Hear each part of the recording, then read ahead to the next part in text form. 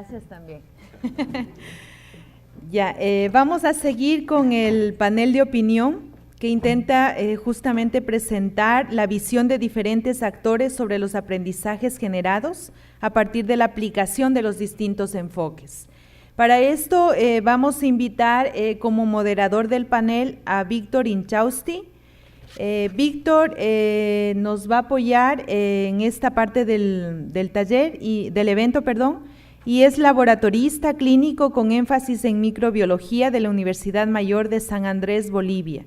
Él es ingeniero zootecnista de la Universidad Autónoma de Chihuahua, es maestro en ciencias y PhD en zoología de la Universidad de Estados Unidos, es autor de numerosas publicaciones en revistas indexadas internacionales, boliviano de nacionalidad, es director regional para América del Sur de la Unión Internacional para la Conservación de la Naturaleza, UICN, la organización medioambiental global más grande y más antigua del mundo. Es especialista en gestión de la conservación con énfasis en áreas protegidas y manejo de vida silvestre, con amplia experiencia en desarrollo rural, gestión de recursos hidrobiológicos, así como en el relacionamiento con instituciones de la cooperación internacional y organizaciones de base, y la coordinación de procesos para la recaudación de fondos. Se ha desempeñado en cargos gerenciales para la región andina en conservación internacional y también en instituciones gubernamentales como el Servicio Nacional de Áreas Protegidas de Bolivia. Es consultor internacional y docente en diferentes programas de pregrado y posgrado en la región. Además, es miembro de la Comisión Mundial de Áreas Protegidas de la UICN. Te paso la palabra, Víctor, y queda a tu cargo la presentación del panel y de los panelistas.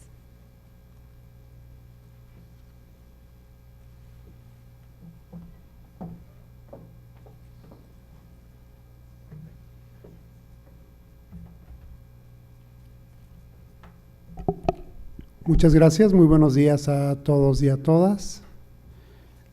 Muchísimas gracias por habernos invitado a participar en este proceso que creo que va a marcar la pauta en lo que se debería hacer en la región, un proceso tan abierto, donde están todas las fuerzas políticas, sociales, técnicas en este proceso. Muchas gracias, Pascal, por tan excelente presentación. Creo que nos pone a un nivel de entendimiento a todos para esta sección del evento. Voy a invitar, por favor, al ingeniero Alberto Cortés. Él es el director de Evaluación de Recursos Naturales de la Dirección General de Asuntos Ambientales del Ministerio de Agricultura.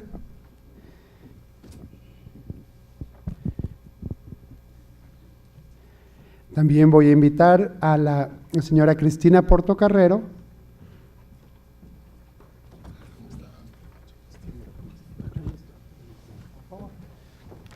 La señora Cristina Portocarrero es gerente de Recursos Naturales del Gobierno Regional de Piura. Por favor, si nos acompaña. ¿Cómo está? Muy buenos días. Y quisiera invitar también al señor Silverio Choquehuanca Quispe, líder comunitario de la comunidad de Pumatalia de Cusco.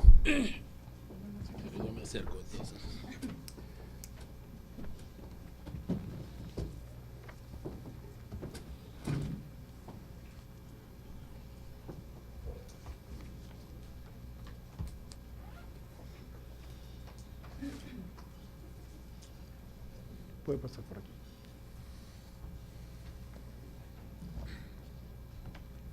Don Silverio, ¿cómo está? Mucho gusto. Pase, por favor. Mucho gusto.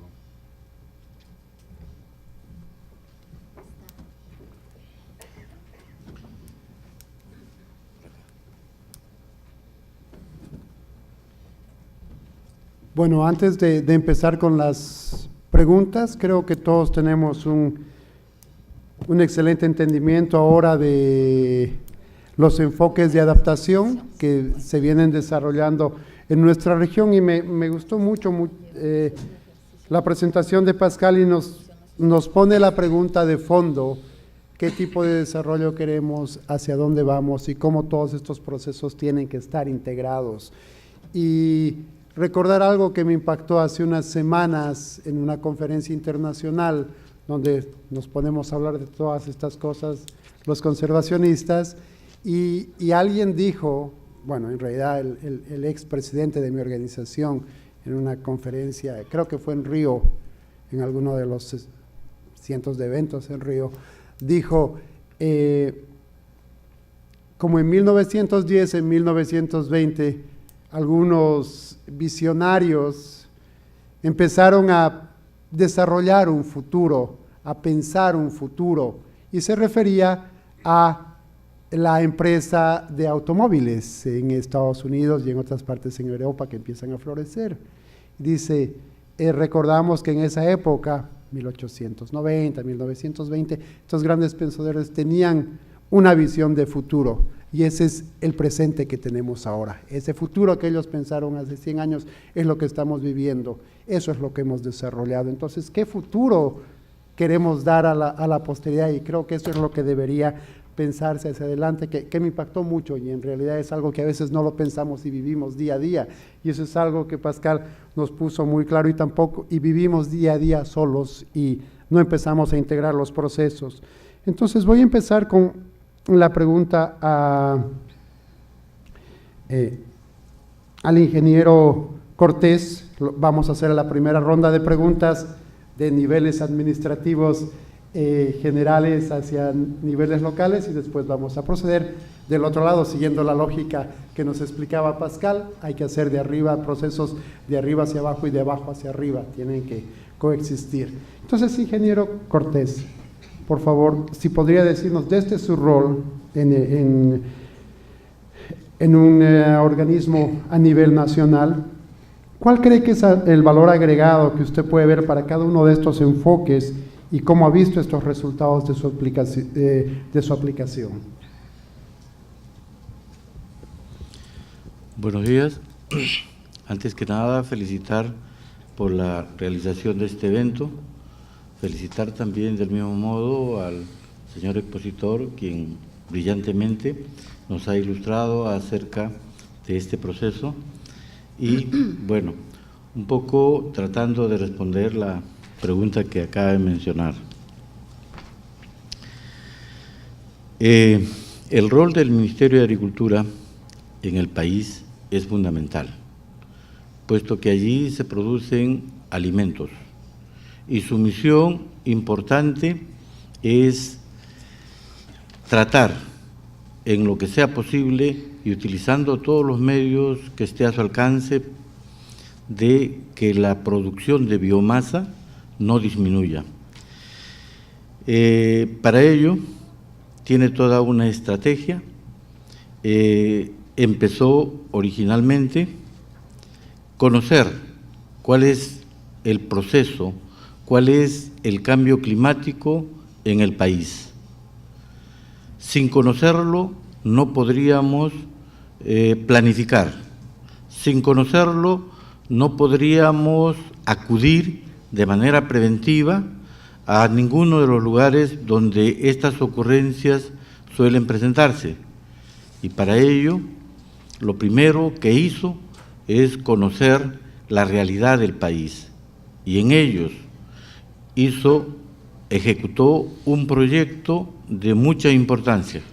Nosotros lo conocemos como Plan de Gestión de Riesgos y Adaptación al Cambio Climático a nivel nacional, en el sector agrario. Y correspondió, en su primera fase, llegar a cada una de las regiones. Y en cada una de estas regiones que tiene el país, 25 en total, de las cuales en 24 tuvo este acceso, la excepción fue el Callao, porque posee un 95% de área o zona urbana, y esto se realizó en el área rural, de manera que en las 24 se convocó a los más connotados que tienen que ver con gestión de riesgos, con adaptación al cambio climático, con seguridad alimentaria y todo aquello que signifique estas variaciones que finalmente se vienen dando en nuestro territorio. Con ellos se realizaron talleres participativos fuertes, en donde se obtuvo los riesgos que a la fecha estaban sucediéndose, los eventos más notorios que allí se venían dando. Y bajo ese criterio, además, se levantó información respecto a qué es, qué proyectos, qué estudios, qué investigaciones se vienen realizando en esa localidad, en esa región. Se levantó esa información que fue muy valiosísima. Y así como esto, en todas las regiones del país. De manera que, en primer lugar, empezamos a enterarnos qué sucede en cada lugar. Con ello, se cumplió la etapa de diagnóstico de las 24 regiones y se levantó un mapa de esta naturaleza. La segunda fase consistió en una metodología. Ahora que ya conocemos al país en estos temas, ¿qué debemos hacer? Planificar. ¿Pero cómo hacerlo?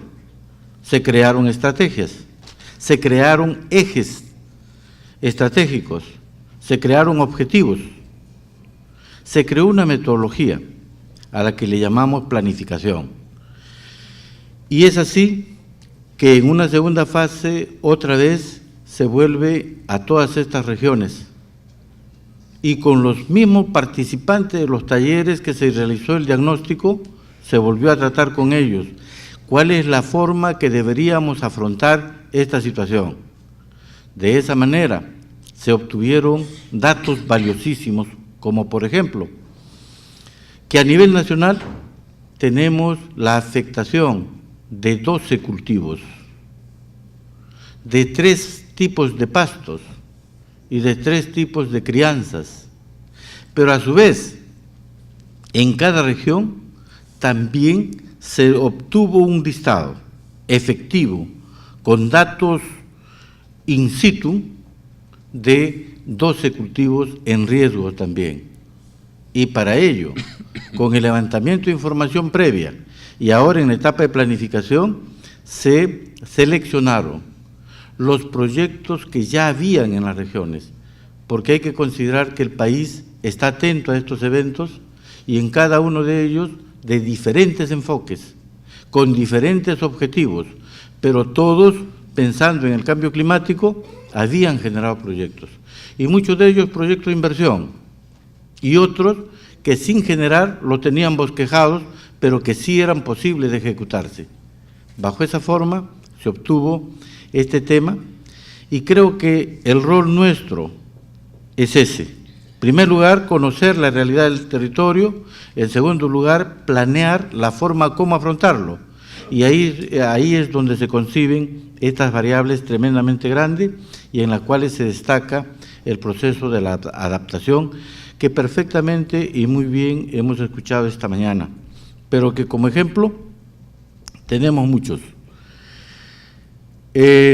Por efecto del cambio climático, de uno de sus componentes, por ejemplo, está la temperatura, que en muchos casos ha variado tremendamente, y en los valles que mantenían un perfil del suelo húmedo, los nutrientes de ese perfil se mantenían uniformemente a través de ese perfil, pero con la sequía, con la elevada temperatura, el agua se evapora químicamente pura y va dejando en el interior del perfil o sobre él, la superficie del suelo, sales, que hoy día es un hecho, que para el caso de los 53 valles costeros está siendo muy afectado últimamente.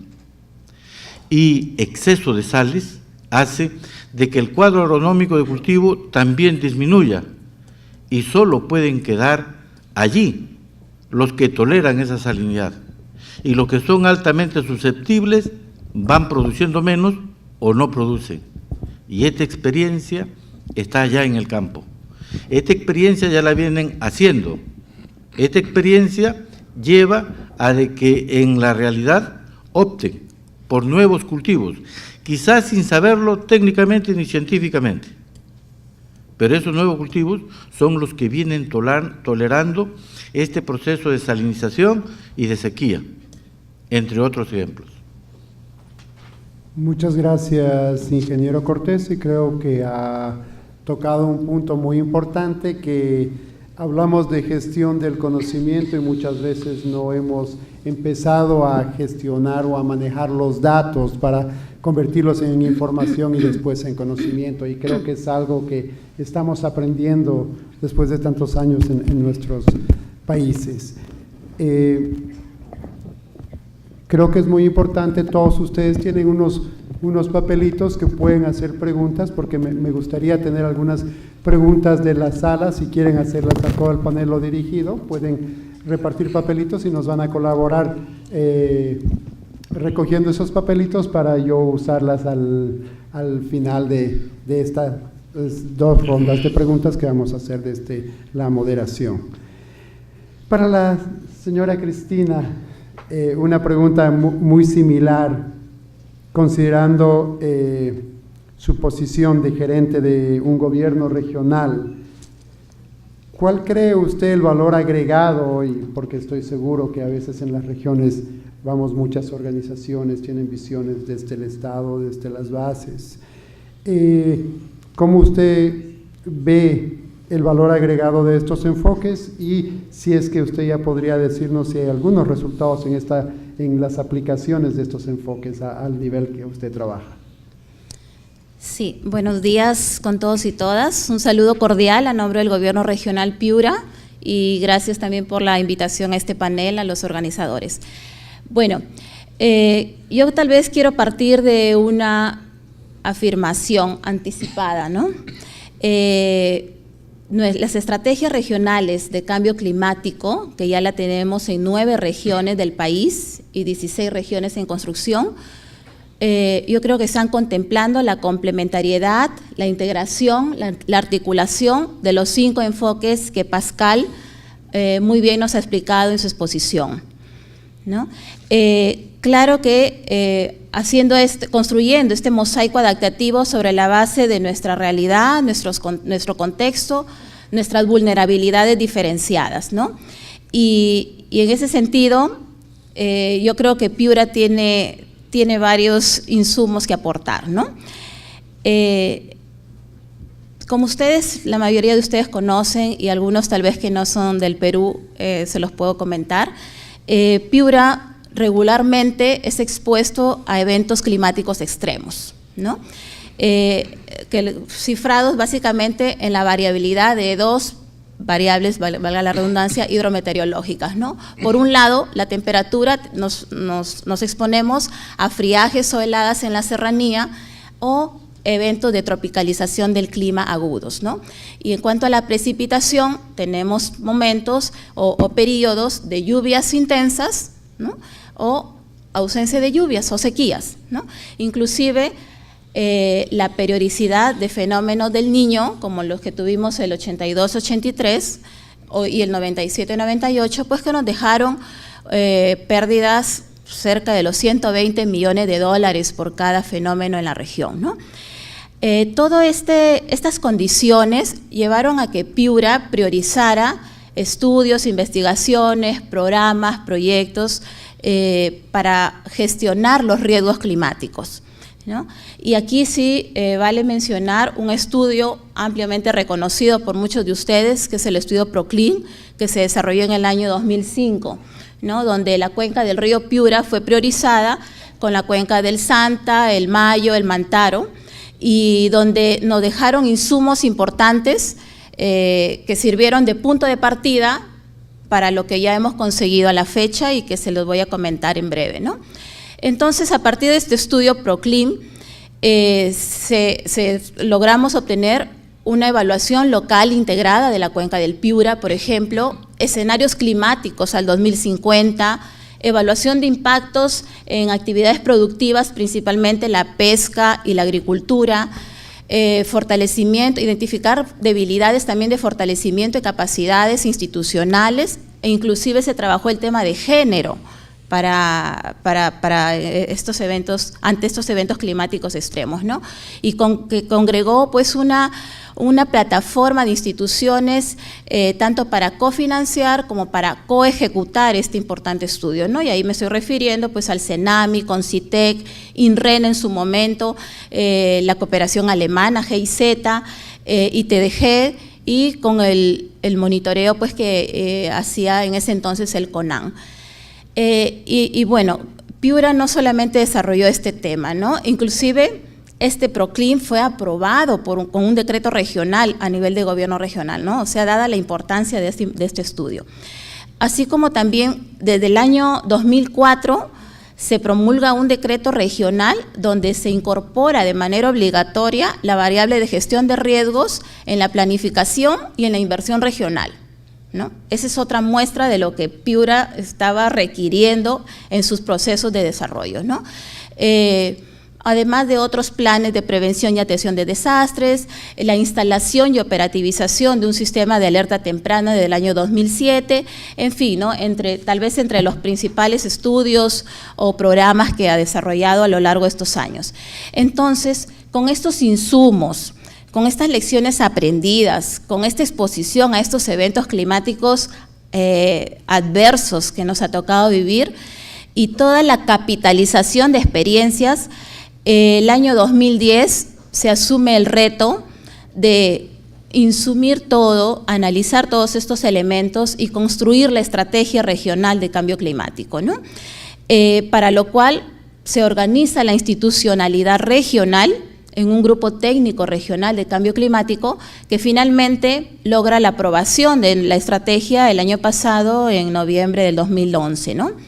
Y haciendo un ejercicio aquí con el equipo que me acompaña mientras Pascal exponía, y lo relacionábamos con los 5 objetivos estratégicos de nuestra estrategia regional en Piura, muy bien hemos logrado identificar rápidamente los 5 enfoques en la estrategia que tenemos, ¿no?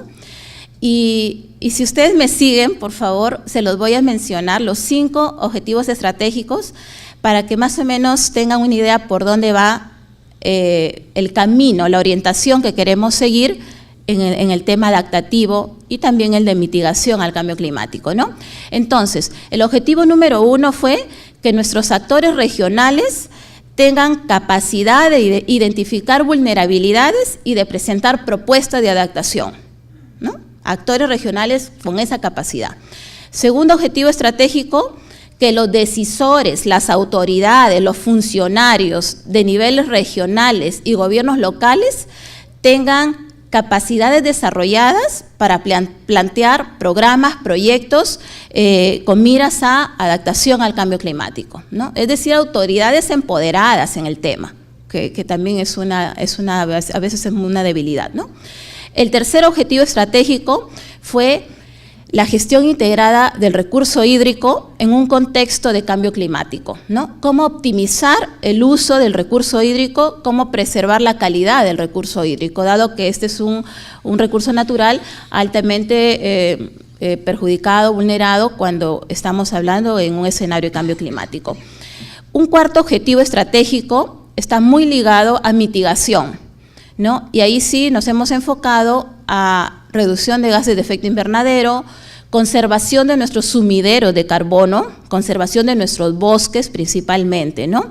Y ir avanzando en una matriz energética más limpia.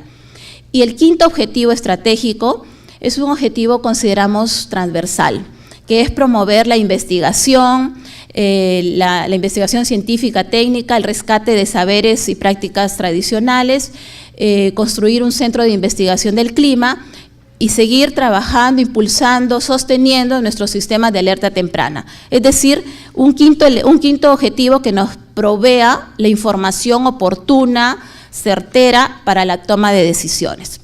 Entonces, esta estrategia, y muy bien alineada con el Plan Regional de Desarrollo Concertado y el Acuerdo Nacional, y también con la Estrategia Nacional de Cambio Climático, pues empezó a andar, ¿no? Es así que de noviembre del 2011 hasta junio de este año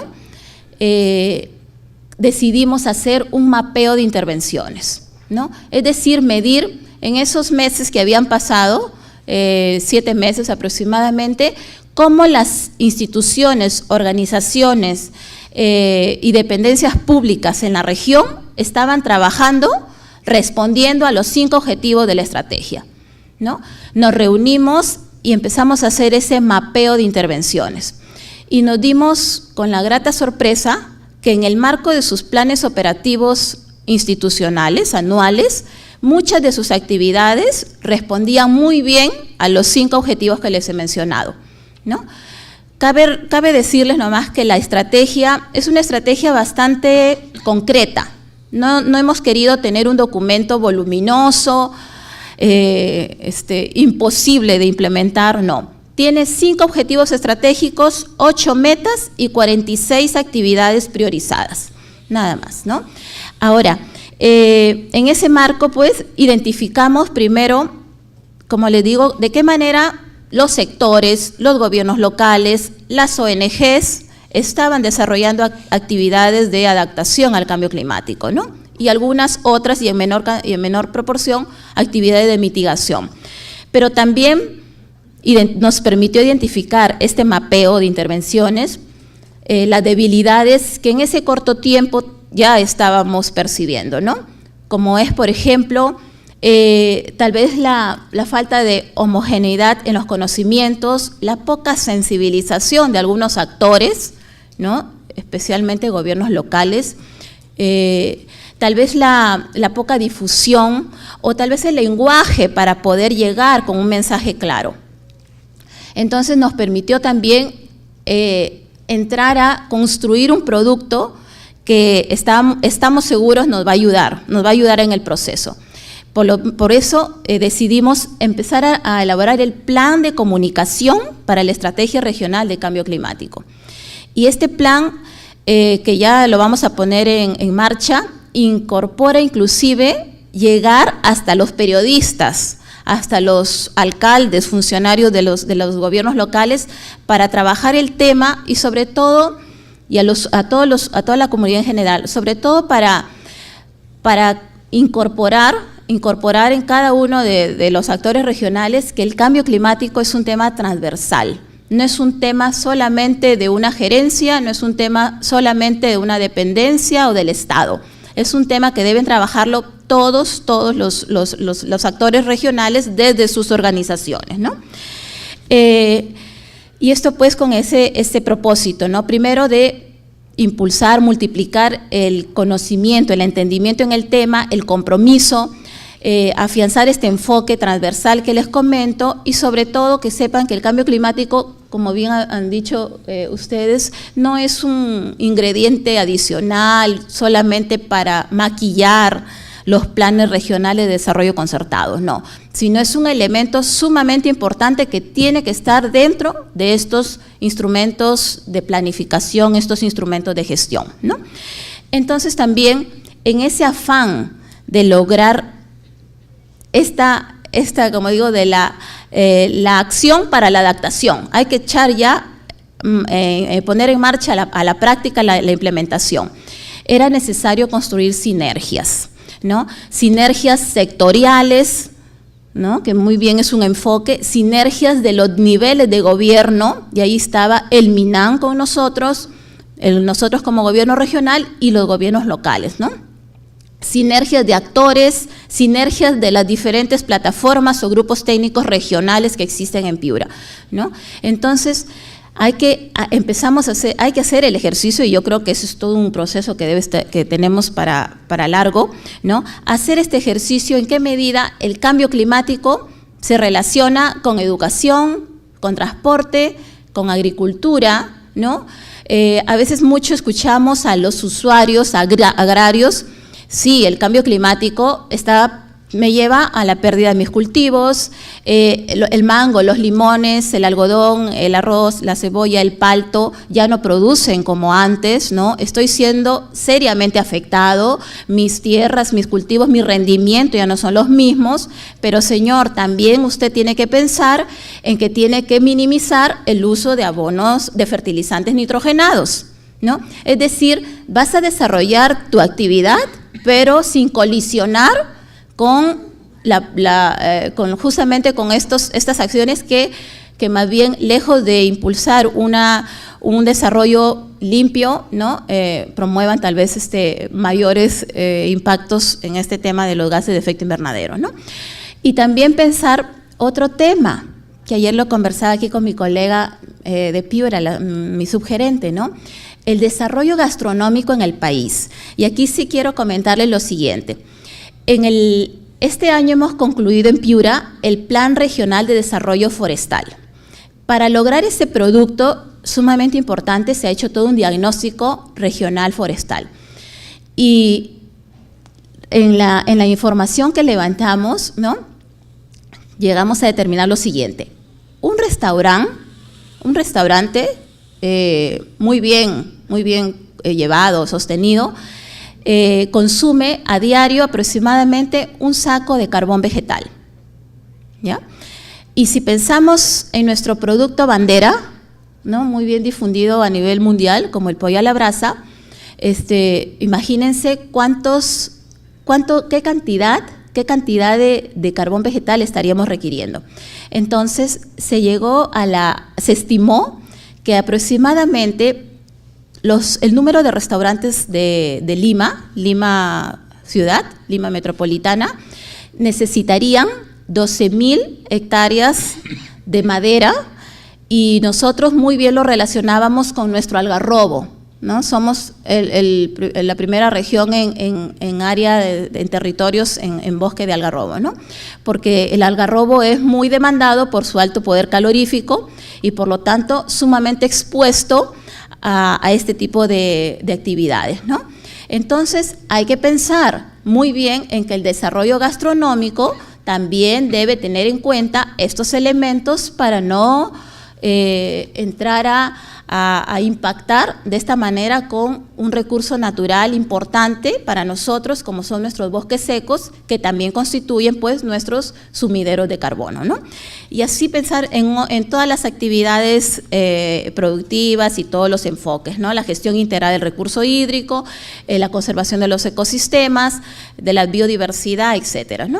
Entonces, en este afán de construir sinergias, Piura ha empezado a hacer un ejercicio que es, ya que tenemos nuestra estrategia regional de cambio climático, la estrategia regional de diversidad biológica a puerta de concluir y nuestro plan regional de lucha contra la desertificación y sequía, hemos considerado ya oportuno hacer el ejercicio de la sinergia entre los tres temas, ¿no? En respuesta a los compromisos que como país se ha asumido ante las Naciones Unidas con la Convención pues, Marco de Cambio Climático, Diversidad Biológica y Lucha contra la Desertificación y Sequía.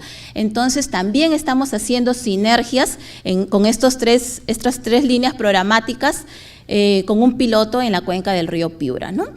Y como experiencias concretas que podríamos identificar bajo los enfoques que Pascal nos ha explicado, puedo mencionarles los siguientes, ¿no? La Junta de Usuarios de San Lorenzo, y creo que para todos es bien conocido San Lorenzo como este grupo de agricultores con mangos de exportación, ya implementó, mira Pascal, un plan de adaptación al cambio climático y un mecanismo de pago por servicios ambientales. Ya efectuó, en este sentido, el primer pago de 10.000 nuevos soles a la Municipalidad Provincial de Ayabaca, ¿no? Recordemos que San Lorenzo está en la parte media de la cuenca, a la Municipalidad Provincial de Ayabaca, la parte alta, con fines de conservación, ¿no? Yo creo que ahí tenemos claramente un enfoque local, un enfoque de cuenca, ¿no? En fin, ¿no? Podríamos muy bien relacionarlo con los enfoques adaptativos que Pascal nos ha explicado, ¿no? Otros ejemplos, la ONG Progreso, ¿no? También ya recibió créditos por pago de captura de carbono, aproximadamente como $17 la tonelada, en un trabajo conjunto con la comunidad campesina de Choco y en Yamango, ¿no? Ese es otro ejemplo, ¿no? Inclusive hemos tenido medidas de adaptación binacionales, por ejemplo, ¿no? Construcción de defensas ribereñas en la subcuenca del río Macará, en un trabajo conjunto entre el gobierno provincial de Loja, gobierno regional Piura y el financiamiento de la cooperación española AECID, ¿no? Con un enfoque de cuenca binacional inclusive, ¿no? Temas más locales, un proyecto de medida de adaptación en sistemas productivos familiares en la región andina Perú-Ecuador, ¿no? Que muy bien lo podemos relacionar con un enfoque comunitario, ¿no? En fin, yo creo que tenemos pues varias cosas que comentar, varias cosas que tal vez muy bien relacionar e identificar con estos enfoques que Pascal nos ha explicado, donde sencillamente ya es llevar a la práctica lo que tenemos escrito en una estrategia regional de cambio climático y sobre todo que todos nos involucremos, ¿no? Que hagamos ese ejercicio desde donde estamos, un ejercicio de hacer ese filtro climático de lo que hacemos, desde las universidades, desde las ONGs, desde los gobiernos locales o regionales, los sectores, los usuarios agrarios y no agrarios. Hagamos el filtro climático de las actividades y veamos, evaluemos si tienen la pertinencia, la sostenibilidad y la efectividad de considerarse medida de adaptación al cambio climático. Yo creo que si todos logramos hacer esa conciencia de que sí estamos haciendo adaptación al cambio climático, vamos a ir orientándonos pues hacia el mismo objetivo, ¿no? Muchas gracias. Gracias. Cristina.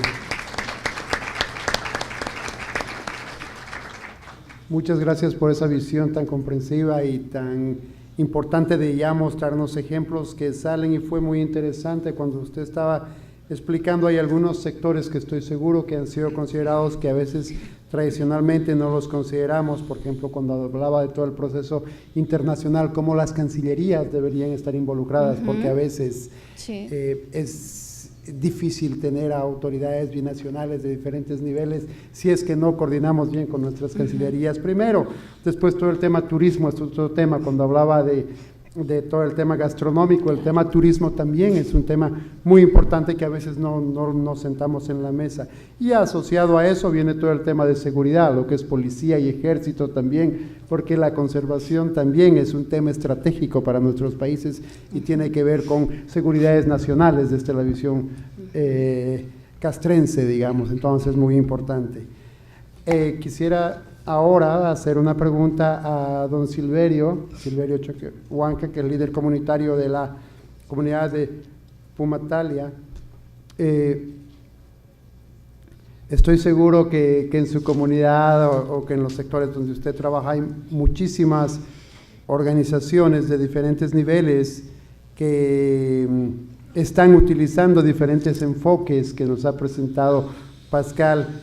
Quisiera saber cuál es la importancia de que nos vienen a veces a la comunidad con cada uno con un diferente enfoque. ¿Cuál es la importancia para ustedes, para usted como líder comunitario, de esta discusión de los enfoques ya a nivel de la comunidad?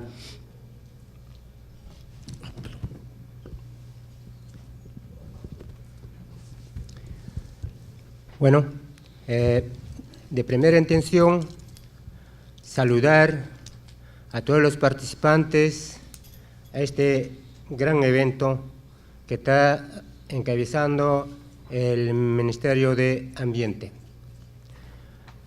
Este saludo también hago llegar a cada uno de ustedes a nombre de Microcuenca Guarabacho, de la provincia de Canas, del departamento de Cusco. En realidad, nosotros, como gente campesinado, trabajamos en el campo. Quizás este evento es, lógicamente, a mí, sinceramente, al corazón me ha llegado, Si así nosotros nos organizamos, tendremos que luchar hacia adelante. Felicito también a los países integrantes que el día de ayer hablamos al respecto del cambio climático.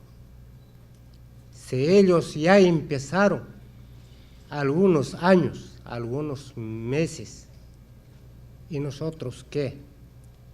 El Perú que nos estamos quedándonos. Pero con esto digo que sí, nosotros estamos empezando ya. Nosotros como campesinos teníamos, en cuanto hace 30, 40 años atrás, una alimentación sana. Bueno, también nosotros teníamos alimentos para nuestros animales como pastos en cantidad. También hubo el líquido vital que es el agua en abundancia. Y si nosotros hablamos de hoy a lo que pasaron, sencillamente vemos la disminución del agua. Vemos que el agua, los nieves están discurriendo.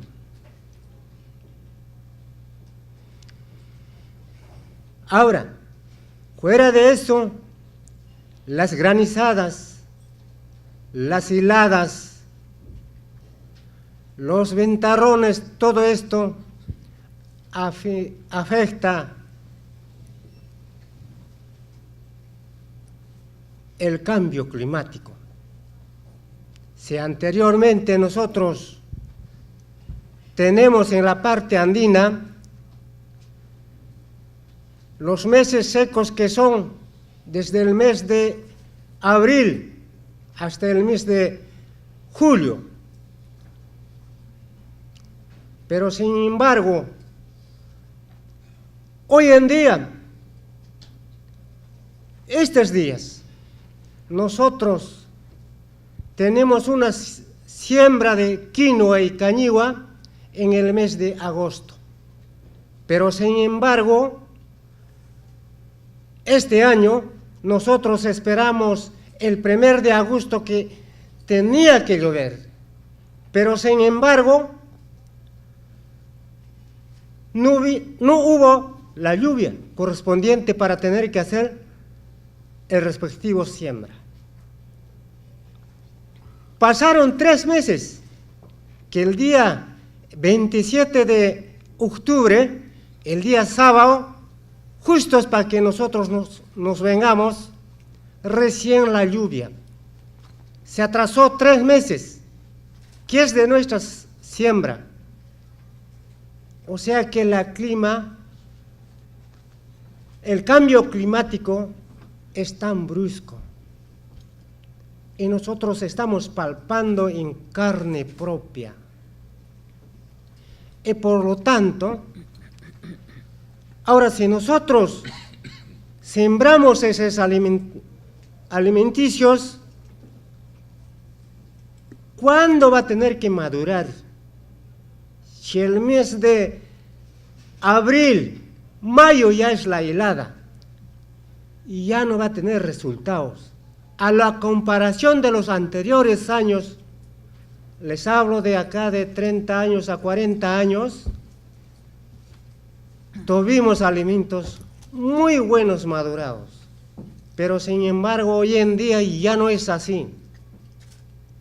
Esto no sucede solamente en la sierra, también sucede aquí en las poblaciones, en las ciudades.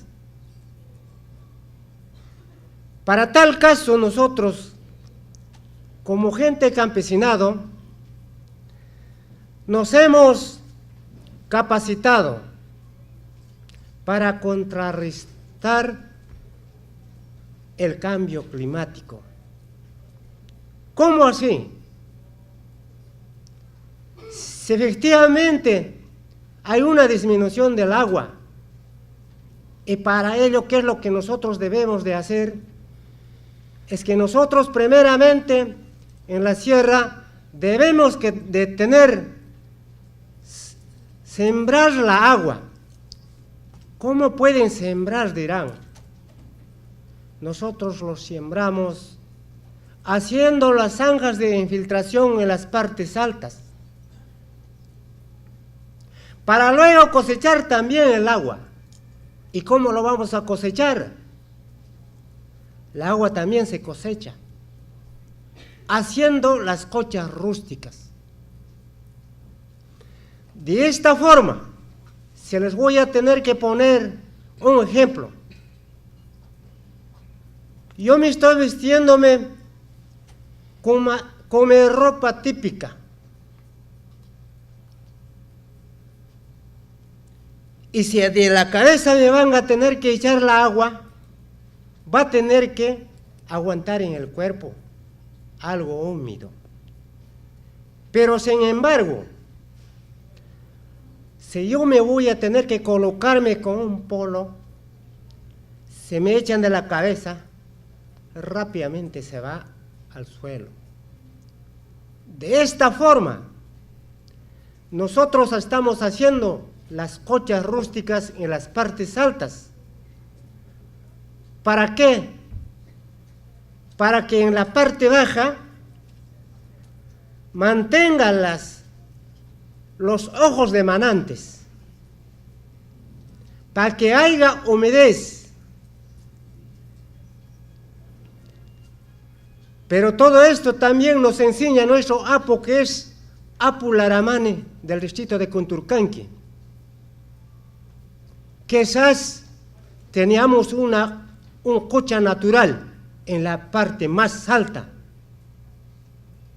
y esa cocha mantiene en las partes altas, en las partes bajas, que hay bastante humedad.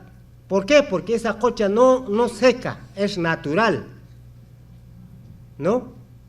Y viendo toda esta realidad, y aparte de ello, capacitándonos nosotros, lo estamos ejecutando similar caso. Hacemos esto ya durante 3 a 2 años.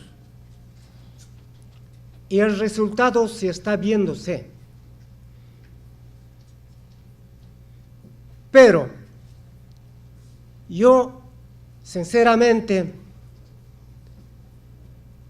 estoy totalmente agradecido del ministro de Ambiente que está encabezando este evento. Ojalá lo hagamos para todos. Este cambio climático hay que enfrentar. No esperaremos todavía el último momento en que nosotros nos vamos a encontrarnos ya en riesgo. Eso no esperemos. Debemos estar preparados. Por ello, suplico siempre a todas las autoridades, vean la parte campesinada, la parte de la agricultura.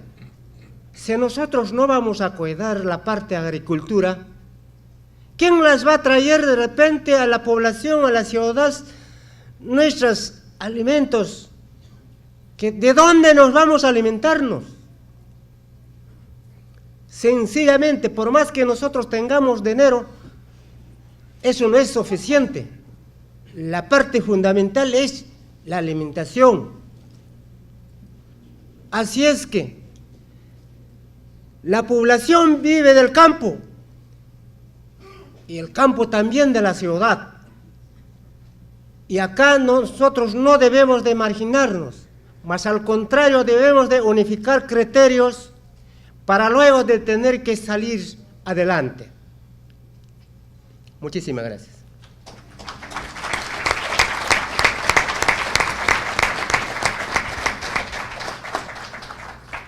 Muchas gracias, don Silverio, por tan magnífica explicación. Creo que es una de las explicaciones más didácticas que he oído acerca de preservación de aguas. Muchísimas gracias. Y es muy importante también lo que decía Pascal en su presentación, cómo debemos mantener y utilizar y aprender de todos los saberes locales, el conocimiento tradicional. Es un proceso muy interesante que debería apoyarnos a fortalecer nuestras políticas públicas de diferentes niveles. Para acabar esta ronda, una pregunta muy rápida, porque ya nos quedan muy pocos minutos para concluir esta magnífica sesión, que creo que ha sido muy enriquecedora para todos.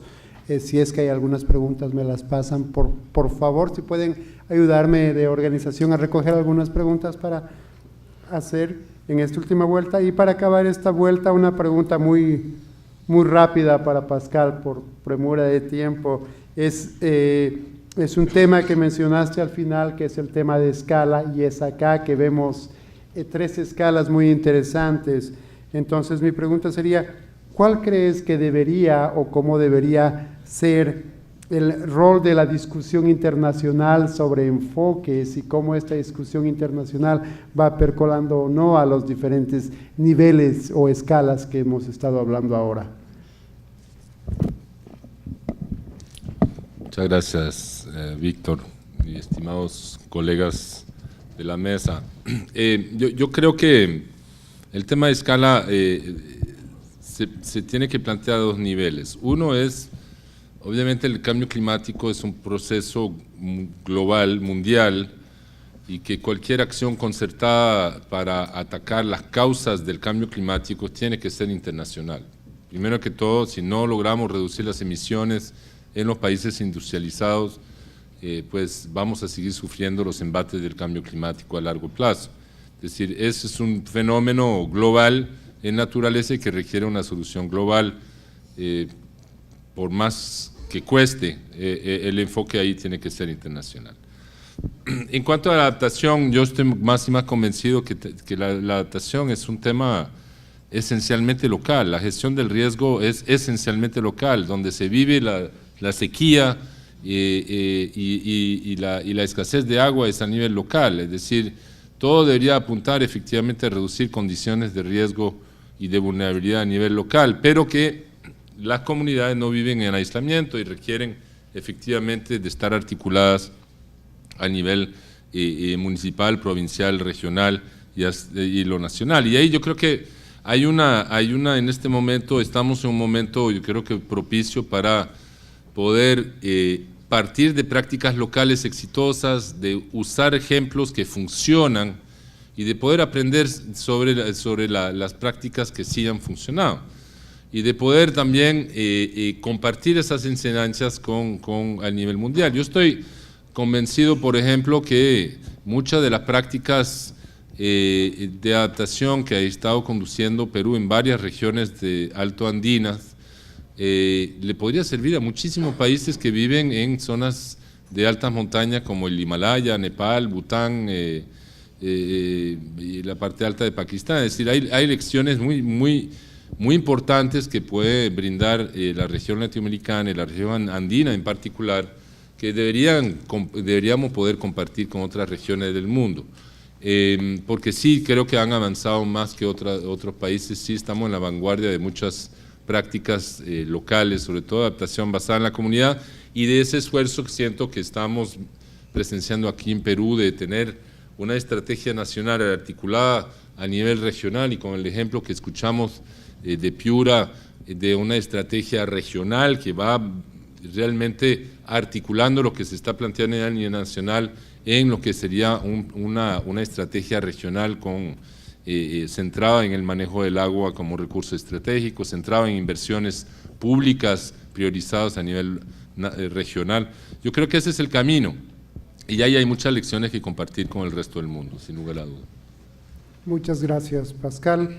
Tenemos 8 minutos para concluir esta sección, entonces voy a leer, no todas, solo algunas preguntas que nos hace el público y voy a pedirles una respuesta lo más concreta y breve posible, por favor.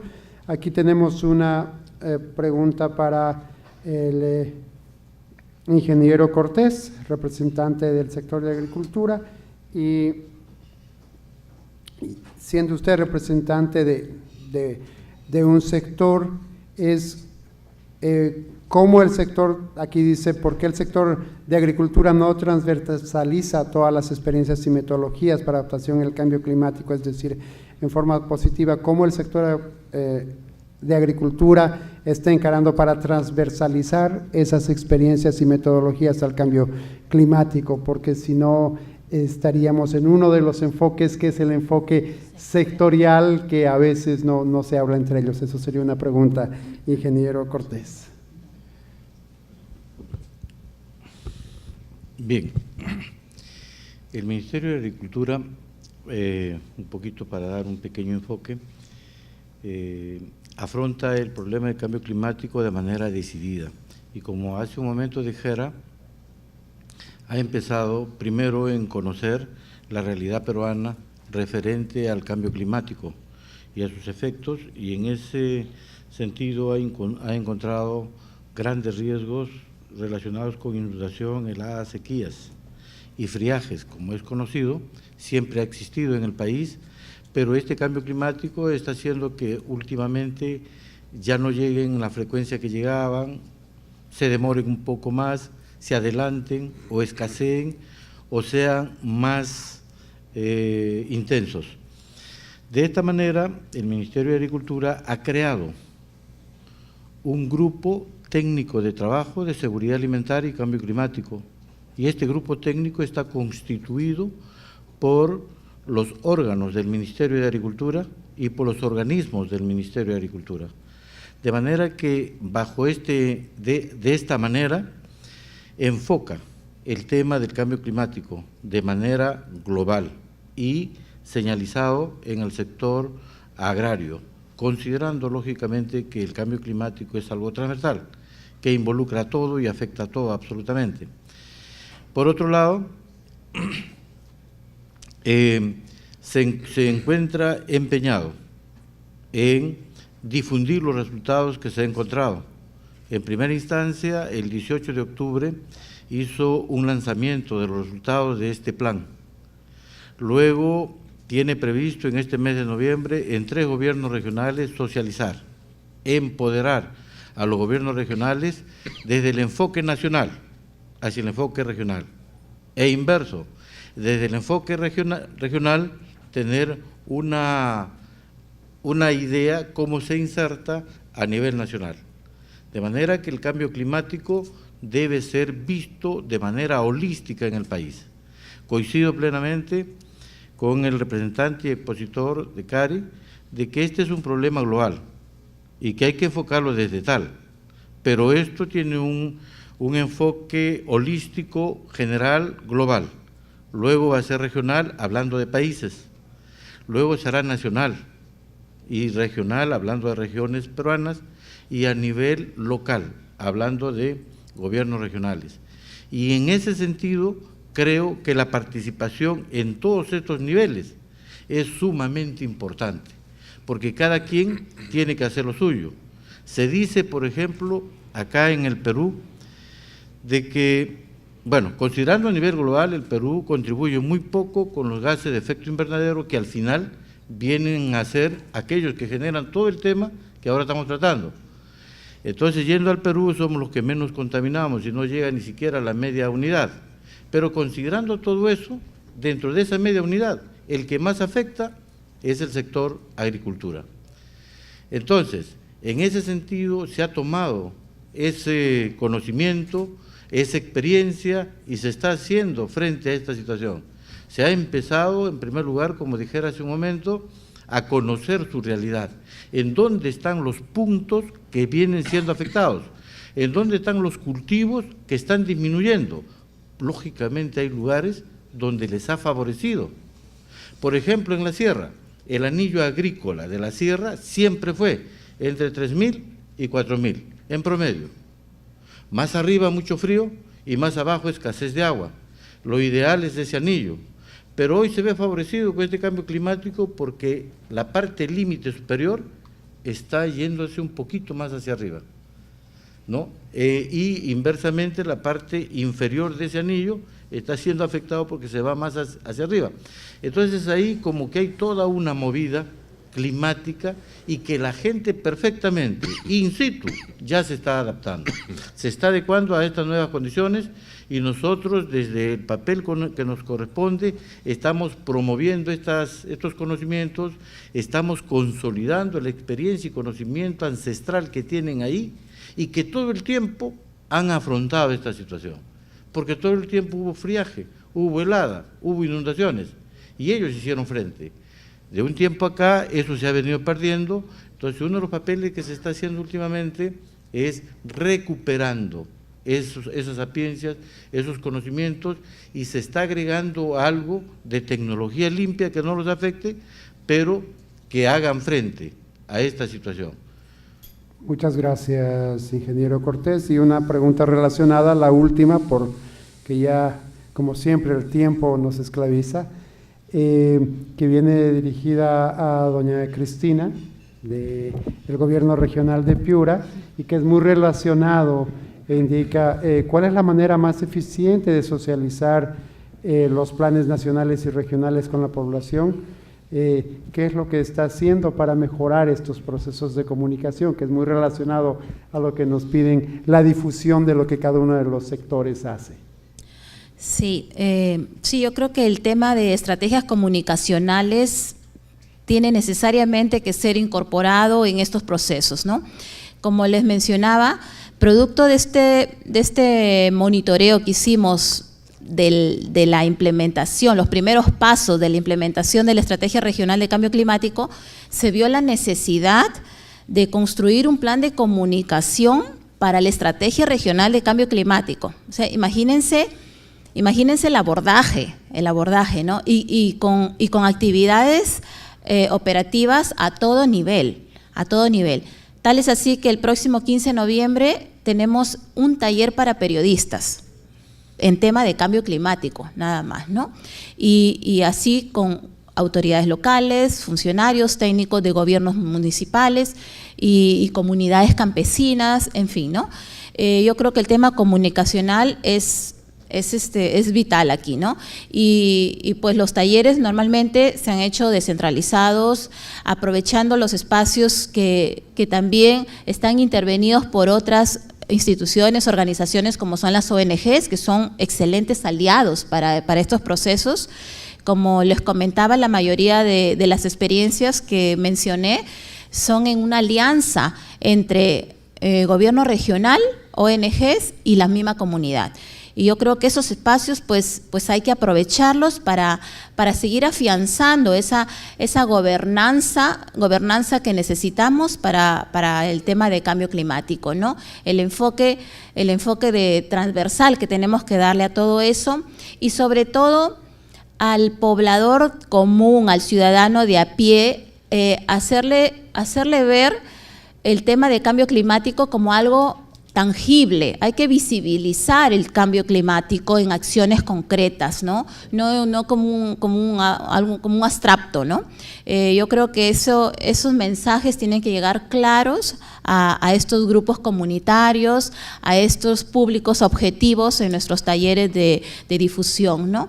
Y sobre todo, ¿qué es lo que necesitamos, ¿no? Hay que forjar visiones comunes de desarrollo.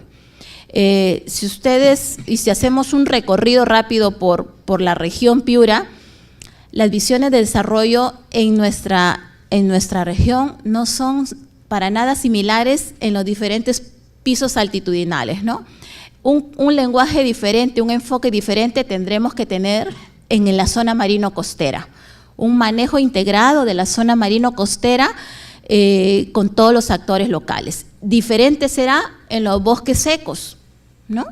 Y muy diferente será en los bosques húmedos de montaña y en nuestros páramos, con los temas de recuperación, conservación, manejo de las partes altas, ¿no? Es decir, hay que adecuar también los lenguajes, hay que adecuar también los códigos comunicacionales a cada espacio, a cada grupo de actores, ¿no?